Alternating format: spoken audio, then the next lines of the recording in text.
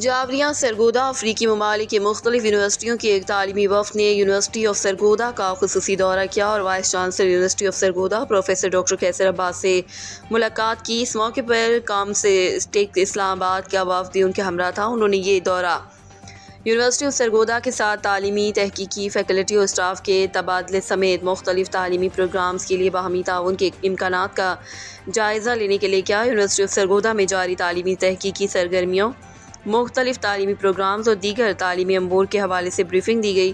وفد سے خطاب کرتے ہوئے vice chancellor professor doctor Qaiser عباس نے کہا کہ یونیورسٹی آف سرگودا 200 انٹرنیشنل طلباء کو مختصر دورانیے کے کورسز میں داخلہ دینے کے لیے تیار ہیں، جبکہ ان طلباء کو محفوظ تعلیمی ماحول، میرٹ پر مبنی اسکالرشپس، فیس میں کمی، رہائش سمیت دیگر سہولیات فراہم کریں گے۔ رپورٹ ظفر عباس، تحصیل رپورٹر، شاہپور، جاوریاں۔